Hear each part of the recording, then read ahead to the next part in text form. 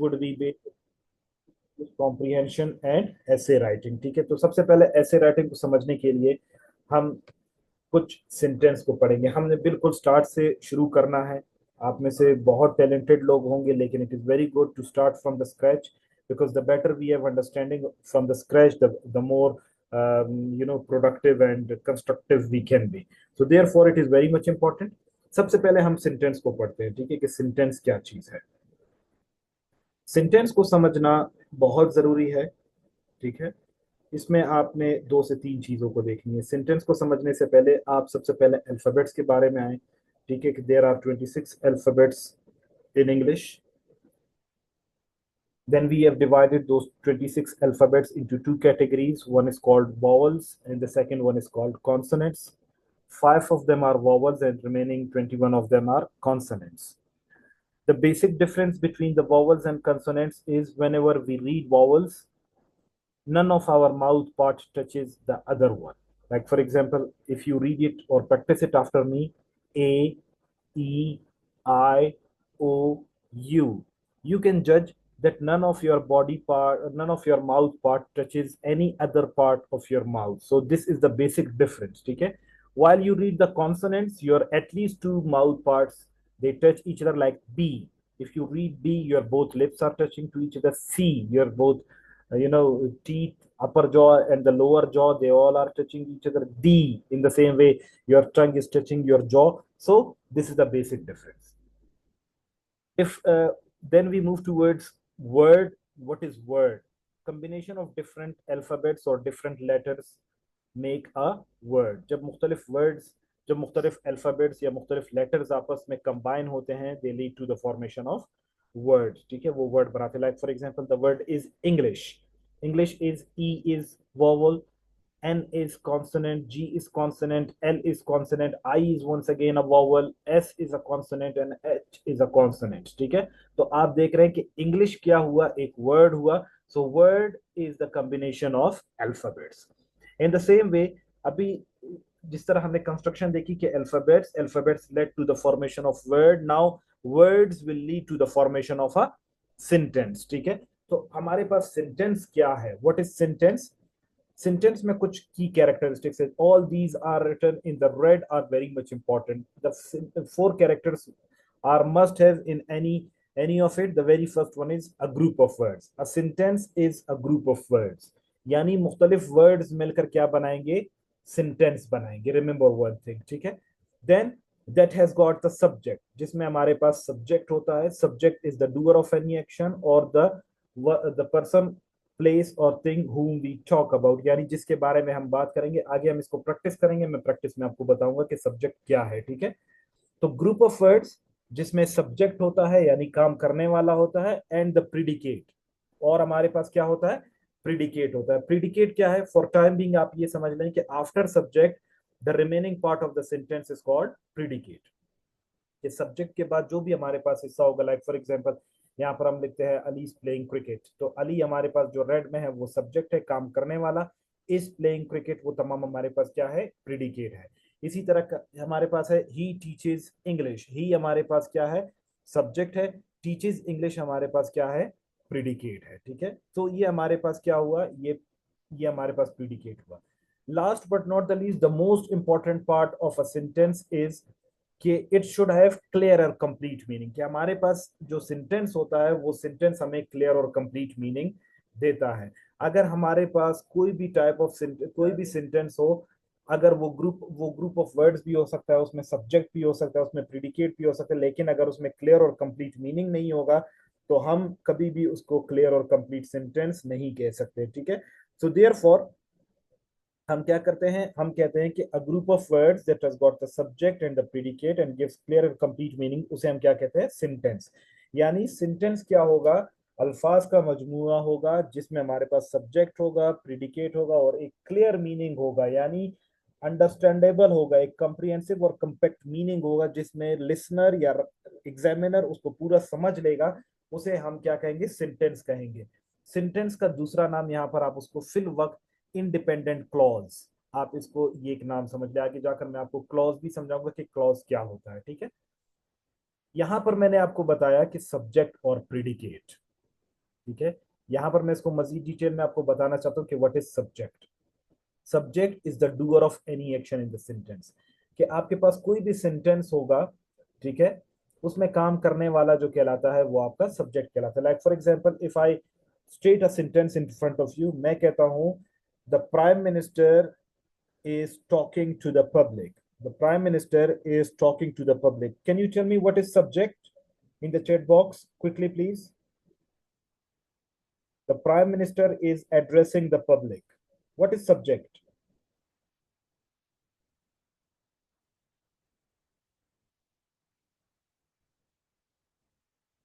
Come on.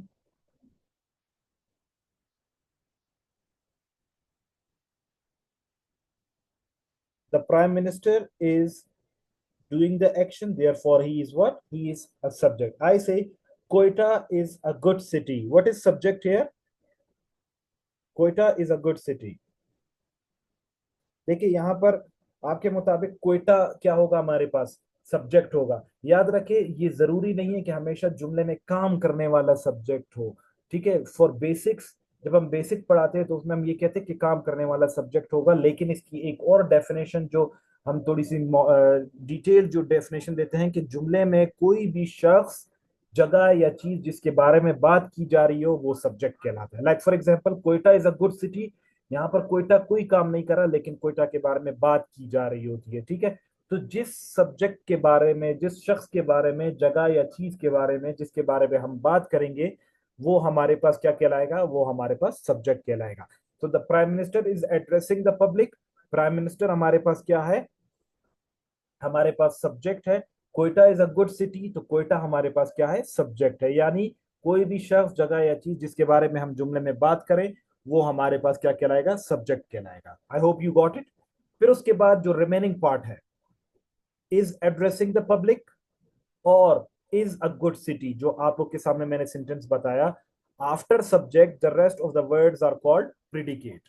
Subject के बाद जो जो भी सेंटेंस का पार्ट होगा वो पूरा क्या कहलाएगा, प्रिडिकेट कहलाएगा। अभी प्रिडिकेट उसको हम कलेक्टिवली कहते हैं, जैसे यहां पर मैंने अंडरलाइन किया, अगर आप स्क्रीन पे चेक करें कि ही टीचेस इंग्लिश, ठीक है, या Ali is playing piano.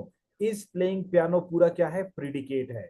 Teaches English क्या है, पूरा प्रिडिकेट है। लेकिन इस प्रिडिकेट के अंदर मुख्तलिफ पार्ट्स होते हैं, उसको हम हेल्पिंग वर्ब भी कहते हैं, उसके अंदर वर्ब भी आता है, उसके अंदर ऑब्जेक्ट भी आता है। तो अभी नेक्स्ट स्लाइड में हम इसको डिटेल में पढ़ेंगे कि हमारे पास हेल्पिंग वर्ब क्या है, वर्ब क्या है और ऑब्जेक्ट क्या है। यहां तक समझ में आया? अगर कोई क्वेश्चन है यहां तक आप मुझसे पूछ सकते हैं।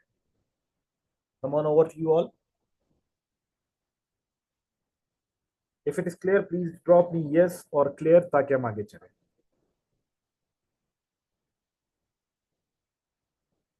याद रखें शुरू में हमारी पेस जो है वो थोड़ी सी स्लो होगी, वो इस वजह से क्योंकि इन चीजों में बेसिक्स का समझना बहुत जरूरी है। ठीक है, the more you will be having good understanding of basics the better you will be understanding the things. Now helping verb. Helping verb हमारे पास क्या है, देखिए अभी हम प्रिडिकेट को डिटेल में पढ़ रहे हैं। ठीक है, helping verb from name it is clear, helping verb helps the main verb in the sentence. Helping verb main verb की मदद करता है सेंटेंस में। किस चीज में मदद करता है? रिमेंबर, जब हमारे पास टेंस लफ्ज आता है ना, टेंस का मतलब होता है जमाना, टेंस का मतलब होता है वक्त।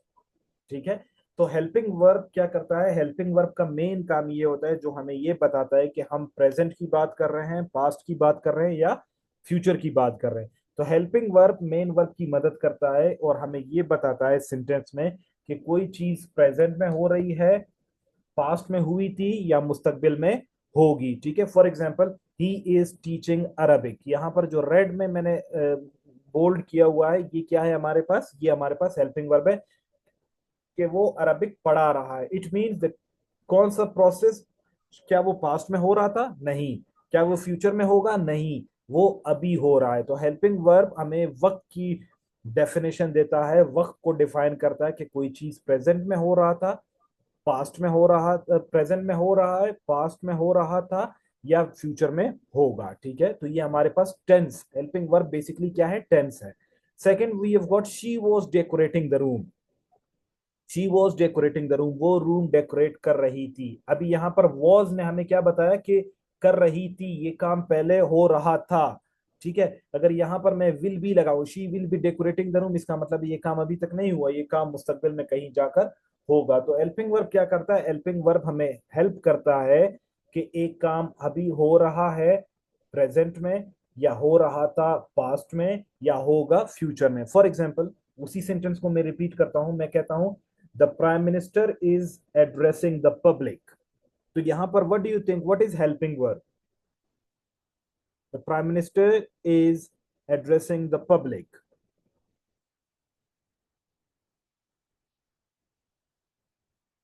Okay, is. I say she had cooked food. She had cooked food. उसने वो खाना पका चुकी थी.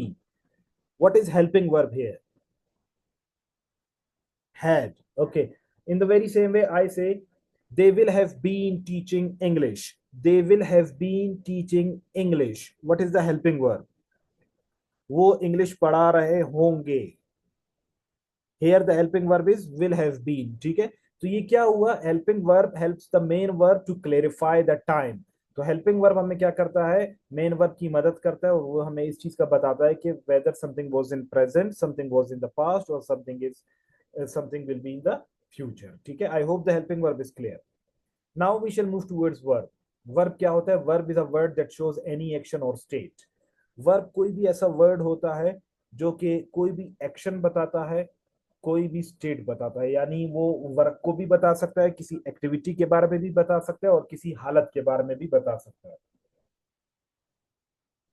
For example, he is teaching Arabic. वो इंग्लिश या अरबिक पढ़ा रहा है। अभी लफ्ज टीचिंग क्या है? एक एक्टिविटी के बारे में बात कर रहा है। वो ये है कि पढ़ाने का एक अमल हो रहा है। अगर इसी टीचिंग को मैं लर्निंग कहूं, तो मीनिंग बिल्कुल चेंज हो जाता है कि ही इज लर्निंग अरबिक, वो अरबिक सीख रहा है। मैं कहता हूं ही इज राइटिंग अरबिक, वो अरबिक लिख रहा है। तो ये जो मेन वर्ब होता है, जो मेन वर्ड होता है आपके किसी भी सेंटेंस का, वो वर्ब कहलाता है। ठीक है।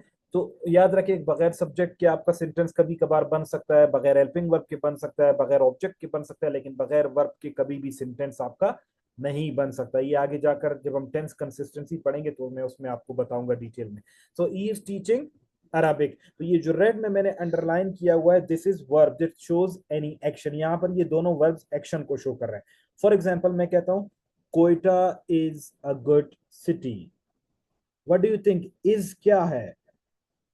इज हमारे पास वर्ब है या हेल्पिंग वर्ब है? What do you think? Yes, all of you.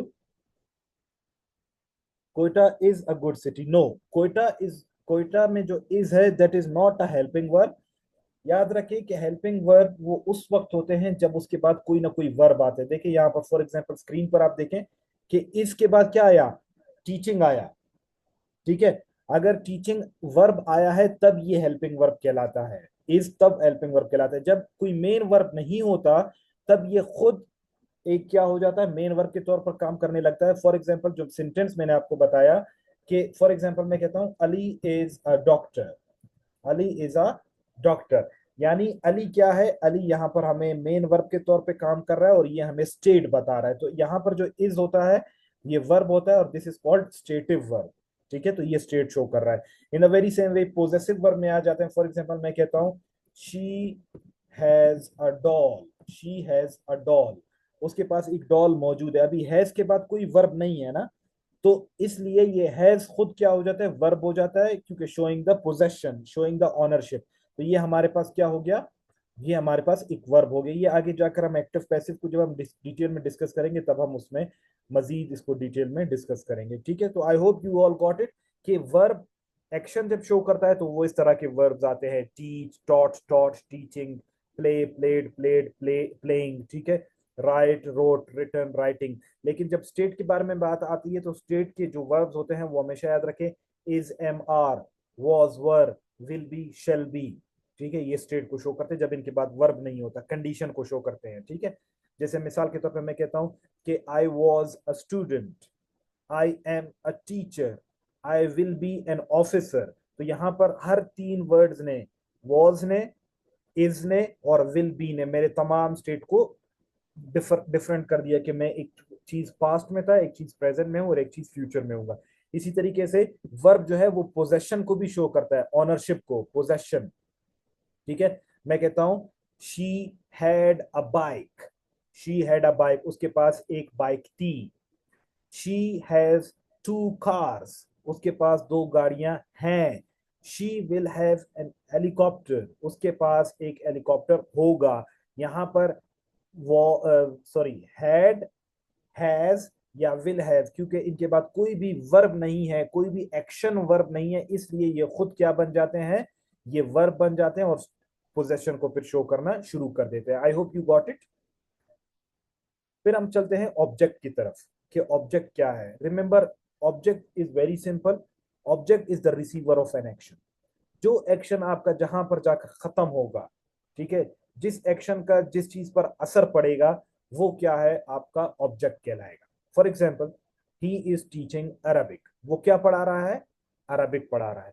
सही पढ़ाएगा भी तो अरबिक पे असर पड़ेगा, गलत पढ़ाएगा भी तो अरबिक पे असर पड़ेगा। मतलब टीचिंग का काम जहां कहाँ जाकर कंप्लीट हो रहा है, अरबिक पे जाकर कंप्लीट हो रहा है, तो इसे हम क्या कहते हैं, ऑब्जेक्ट कहते हैं। She was decorating the room, वो रूम डेकोरेट कर रही थी। अभी डेकोरेटिंग का सारा असर किस पे पड़ रहा है, रूम पे पड़ रहा है। यानी अगर डेकोरेट अच्छा भी किया जाएगा तो रूम अच्छा नजर आएगा, अगर डेकोरेट बुरा किया जाएगा तब भी रूम बुरा नजर आएगा। तो यहाँ पर हमारे पास क्या हुआ कि एक सेंटेंस में, कोई भी एक सेंटेंस में आप क्या कर सकते हो, आपके पास मैक्सिमम जो चीजें हो सकती हैं वो सब्जेक्ट हो सकता है, हेल्पिंग वर्ब हो सकता है, वर्ब हो सकता है और ऑब्जेक्ट हो सकता है। बेसिकली आपके ग्रामर में ये चार डिविजन्स होती हैं किस चीज की, सेंटेंस की। I hope you all got it. If yes please drop me yes ताकि हम आगे चले।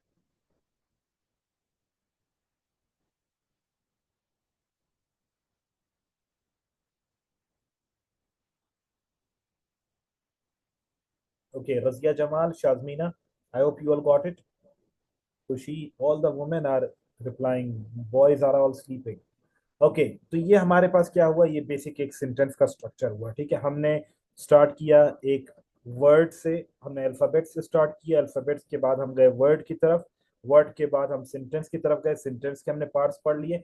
अभी सेंटेंस, एक तो ये है कि सेंटेंस के मुख्तलिफ टाइप्स हैं, ठीक है, क्योंकि अभी हम कंस्ट्रक्शन की तरफ जा रहे हैं। ये ऐसे जैसे मैंने आपको बता दिया कि एक ईंट कैसे बनता है, अभी उस ईंट को हमने क्या करना है, हमने उसको एक पैराग्राफ की तरफ लेकर जाना है। ठीक है, वर्ड बनाना आपने सीखा, अल्फाबेट्स की मदद से वर्ड बनाना सीखा, वर्ड की मदद से आपने सेंटेंस बनाना सीखा। सेंटेंस के बाद अभी हम जाएंगे टाइप ऑफ सेंटेंस को, कि किस तरीके से एक छोटे सेंटेंस को बड़े सेंटेंस में चेंज करना है, फिर उन सेंटेंसेस को कैसे पैराग्राफ में चेंज करना है, पैराग्राफ को हमने दो में कैसे चेंज करना है, दो को पांच में कैसे चेंज करना है। ठीक है, और फिर हम जब ऐसे को पूरा समझ लेंगे फिर आगे हमारे लिए चीजें आसान हो जाएंगी। सो आई होप यहां तक आपको सेंटेंस की कंस्ट्रक्शन समझ में आ चुकी है।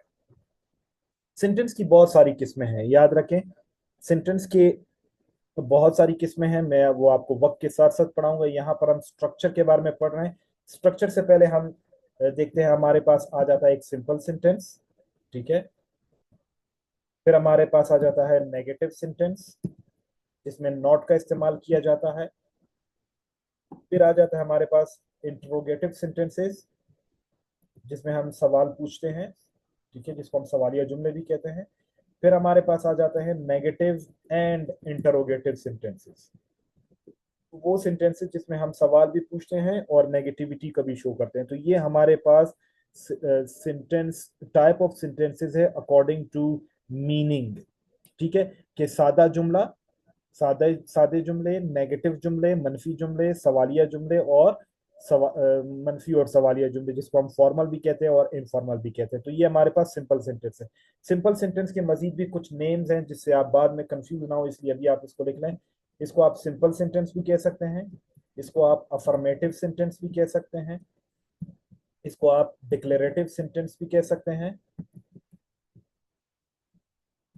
ठीक है, ये तमाम क्या है, सेंटेंस के नेम्स हैं। मतलब ये इस तरह है कि एक ही चीज है, जैसे आप फॉर एग्जांपल यहाँ पर स्टूडेंट हैं, ठीक है, आप घर में किसी के बाई है, किसी की बहन है, अच्छा वालिद वालदा के बेटे हैं या बेटियां हैं, ठीक है, तो ये क्या हो रहा है, एक ही शख्स है लेकिन उसकी जो रोल्स और स्टेटस है वो चेंज हो रही है। तो अकॉर्डिंग टू मीनिंग जो है वो सेंटेंस की ये टाइप्स है, सिंपल, नेगेटिव, इंट्रोगेटिव, फॉर्मल यानी नेगेटिव और इंट्रोगेटिव जिसमें सवाल और, फॉर एग्जांपल मैं कहता हूं ही इज टीचिंग इंग्लिश, ठीक है, ये हमारे पास सिंपल सेंटेंस हुआ। देन आई से he is not teaching English, he is not teaching English, ये हमारे पास नेगेटिव जुमला हुआ। सवाल हमने पूछना है, then we say when then we may ask is he teaching English, ठीक है। यहाँ पर इंट्रोगेटिव सेंटेंसेस में क्वेश्चन मार्क एंड में लगाना जरूरी होता है, ठीक है। नाउ सवाल आपने पूछ लिया, कोई ऐसा सेंटेंस जिसमें आप सवाल और नेगेटिविटी दोनों को पूछेंगे, ठीक है, तो आप उसको नेगेटिव इंट्रोगेटिव, अगर आप उसको सेपरेटली लिखते हो उसको आप फॉर्मल कहते हो यानी अदबी कहते हो। Like is he not teaching English, क्या वो इंग्लिश नहीं पढ़ा रहा है, ठीक है। ये देखिए जिसमें आपने इज और नॉट को सेपरेटली लिखा, इसको नेगेटिव इंटरोगेटिव फॉर्मल कहा जाता है। फॉर्मल इस वजह से कहा जाता है क्योंकि इसमें आपने सब वर्ड्स को इकट्ठे लिखा। लेकिन अगर इसी को आप शॉर्ट में लिखते हैं, इजंट लिखते हैं, ठीक है, इजंट ही टीचिंग इंग्लिश, तो ये भी वही है, नेगेटिव इंट्रोगेटिव ही है, लेकिन इसको हम इनफॉर्मल कहते हैं क्योंकि इसमें आपने कंस्ट्रक्टेड फॉर्म इस्तेमाल कर लिया। तो यहाँ पर एक नोट आप अपने पास लिख ले कि हमने कभी भी उसमें ऐसे वगैरह में या फॉर्मल राइटिंग में हमने नेवर यूज कॉन्ट्रैक्शन, कॉन्ट्रैक्शन यानी शॉर्ट फॉर्म, ठीक है, हमने कभी भी यूज नहीं करने short form of helping verbs and not, ठीक है। जैसे हमारे पास आ जाता है कैन नॉट, कांट हमने नहीं लिखना, इज नॉट इजंट हमने नहीं लिखना। तो ये आपको आई होप कि ये सेंटेंस के टाइप्स आपको पता चल गए कि सिंपल, नेगेटिव, इंट्रोगेटिव, फॉर्मल और इनफॉर्मल क्या होते हैं। आई होप इट्स क्लियर। आपके एक यस का इंतजार है ताकि हम आगे चले। A bit quick, please.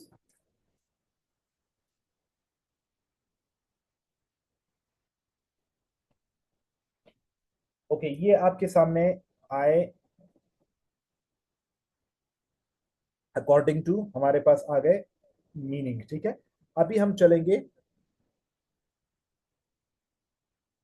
एक और हमारे पास आ गए अकॉर्डिंग टू मीनिंग भी आती हैं, ठीक है, अकॉर्डिंग टू यूजेजेस भी आते हैं। उसको उसमें सबसे पहले हम कहते हैं, जिस तरह मैंने आपको सिंपल सेंटेंस बताया, इसमें हम इसको कहते हैं, ठीक है, डिक्लेरेटिव। डिक्लेरेटिव सेंटेंसेस वही सेंटेंस है, ठीक है, ये अलग टाइप्स हैं, ठीक है, ये भी अकॉर्डिंग टू मीनिंग होते हैं, ठीक है, वो अकॉर्डिंग टू स्ट्रक्चर का, ठीक है, कि वो अकॉर्डिंग टू मीनिंग है, सिंपल है, नेगेटिव है, इंट्रोगेटिव है, फॉर्मल है, इनफॉर्मल है। अभी अकॉर्डिंग टू हमारे पास वही अकॉर्डिंग टू मीनिंग हमारे पास दोबारा है कि डिक्लेरेटिव सेंटेंसेस क्या है, ठीक है। डिक्लेरेटिव सेंटेंस सिंपल सेंटेंस ही होता है। फॉर एग्जांपल मैं कहता हूँ I play tennis, I play tennis, this is your declarative sentence. यानी डिक्लेरे मैंने ऊपर भी आपको बताया कि इसको डिक्लेरेटिव भी कहते हैं, इसको सिंपल सेंटेंस भी कहते हैं, और इसको ये वो हो गया। फिर उसके बाद हमारे पास आता है imperative sentence. Imperative sentence, imperative sentences वो सेंटेंसेस होते हैं that are used to order, इसको गौर से सुनना, these are used to order, advice, suggestion, prohibition, ठीक है, इन तमाम चीजों के लिए, ऑर्डर के लिए, रिक्वेस्ट के लिए, कमांड के लिए, सजेशन के लिए, प्रोहिबिशन के लिए हम इंपेरेटिव सेंटेंसेस का इस्तेमाल करते हैं, ठीक है। Imperative sentences are always made in present indefinite tense, present indefinite tense, ठीक है। एंड देन यूजुअली यहाँ पर जो यू होता है ना, हमेशा हम सेकंड पर्सन को हमेशा ये जुमला बोल रहे थे, तो यहाँ पर हमारे पास जो यू होता है ये अंडरस्टूड होता है, इसलिए हम इसको नहीं लिखते, ठीक है, हम इसको जुमले में नहीं लिखते। फॉर एग्जाम्पल मैं कहता हूं कि stand up,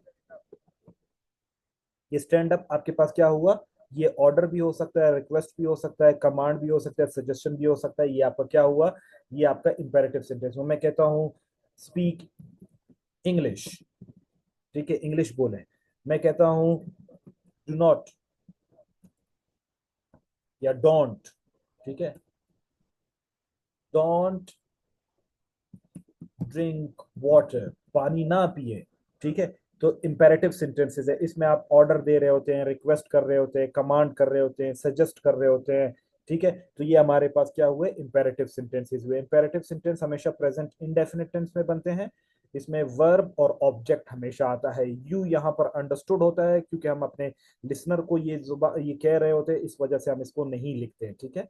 and then negative अगर आपने बनाना है, प्रोहिबिशन का बनाना है, यानी आपने किसी को रोकना है, तो फिर आप डोंट इस्तेमाल करोगे, ठीक है। Like for example, don't park here, don't waste your time, ठीक है, ये प्रोहिबिशन है आपका। तो ये आपका क्या हुआ, इंपेरेटिव सेंटेंस हुआ।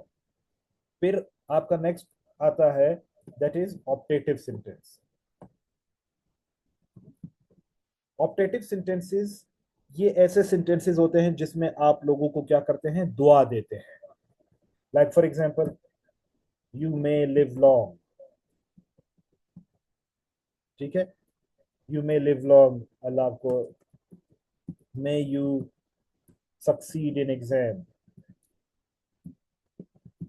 ठीक है, ये आपकी दुआया कलमात है, ठीक है। Simple sentence, then we have got imperative sentence, then we have got optative sentence।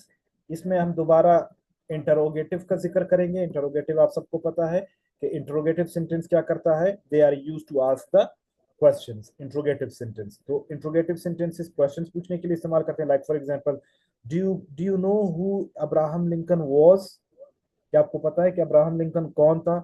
या do you understand my my speaking, या डू यू अंडरस्टैंड मी, आप सवाल पूछ रहे हो, तो ये इंट्रोगेटिव सेंटेंस है। इसके साथ साथ हमारे पास एक नेक्स्ट है, that is called exclamatory sentence. Exclamatory sentence,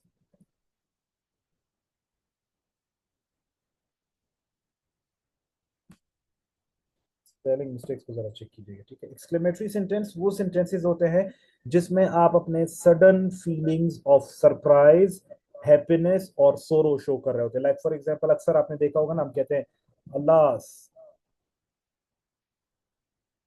he has died, ठीक है। ये आपका क्या हुआ, ये आपका एक्सक्लेमेटरी सेंटेंस होता है। आप यहाँ पर दो चीजें होती हैं, यहाँ पर जो आपने अल्लाह आपको नजर आ रहा है, या आप वाव लिखते हो, ठीक है। तो ये जो वाव या अल्लाह जो आपने लिखा है, इसे हम कहते हैं interjections. These are called interjections. और उसके बाद जो ये आपको साइन ऑफ एक्सक्लेमेशन नजर आ रहा है, ये जो निशान आपको नजर आ रहा है, this is called sign of exclamation या एक्सक्लेमेटरी मार्क्स। तो इसको आप अक्सर जब आप sign of exclamation, sorry, interjection जब आप यूज करते हैं, तो एक्सक्लेमेशन के फौरन बाद, जो इंटरजेक्शन के फौरन बाद साइन ऑफ एक्सक्लेमेशन लगता है। लेकिन जब आप इंटरजेक्शन का इस्तेमाल नहीं करते, फिर ये सेंटेंस के एंड में लिखता है। लाइक फॉर एग्जांपल, आई कहते हैं what a huge six it is, ठीक है। अभी आपने यहाँ पर क्या बड़ा चक्का मारा है, ठीक है, या कितना बड़ा चक्का है। अभी यहाँ पर आपने इंटरजेक्शंस का इस्तेमाल नहीं किया, तो इसलिए आपका साइन ऑफ एक्सक्लेमेशन एंड में आया। तो I hope these all you got it, कि सिंपल सेंटेंस क्या है आपके पास, इंपेरेटिव सेंटेंस क्या है आपके पास, ऑप्टेटिव सेंटेंस क्या है आपके पास, एक्सक्लेमेटरी सेंटेंस क्या है, और आपके पास इंट्रोगेटिव सेंटेंस क्या है। तो ये 5 type of sentences according to meaning हो गई। I hope it's clear,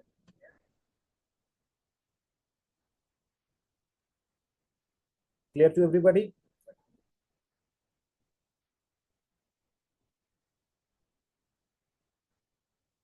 okay, so आज के लिए यहाँ तक हम सेंटेंस को समझ लें, ठीक है।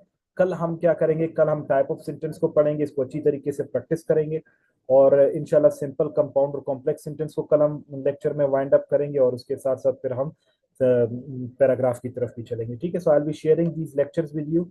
सिंपल और अफर्मेटिव सेंटेंस और क्लॉज को हम डिटेल में डिस्कस करेंगे, कंपाउंड को, फिर कॉम्प्लेक्स को, फिर कंपाउंड कॉम्प्लेक्स को। फिर हम पैराग्राफ लिखने के कुछ तरीकों को सीखेंगे कि पैराग्राफ किस तरह लिखना चाहिए, उसके अंदर जो नीड्स होती हैं वो तमाम डिस्कस करेंगे। फिर उसके बाद उसके एडिशनल टिप्स देखेंगे। फिर पैराग्राफ, ये लिखा हुआ एक पैराग्राफ है, इसमें मैं आपको तमाम चीज़ें सिखाऊंगा कि क्या क्या चीज़ें कैसे यूज़ हो रही है। फिर उसके बाद हम ऐसे की तरफ जाएंगे, ठीक है। सारा लेक्चर आपका तैयार है, उसके टाइप्स सब कुछ तैयार है। We shall be discussing it in the future lecture, ठीक है। तो अगर आपका कोई सवाल है, आप मुझसे पूछ सकते हैं। लास्ट मिनट है हमारे लेक्चर का। अगर कोई भी चीज आपका, या कोई भी क्वेश्चन यहाँ पर आपका आंसर नहीं होता, तो आप व्हाट्सएप में फिर मुझे वो भेज सकते हैं, ठीक है। और I will be replying you as soon as I get free. So see you all इंशाल्लाह टुमारो।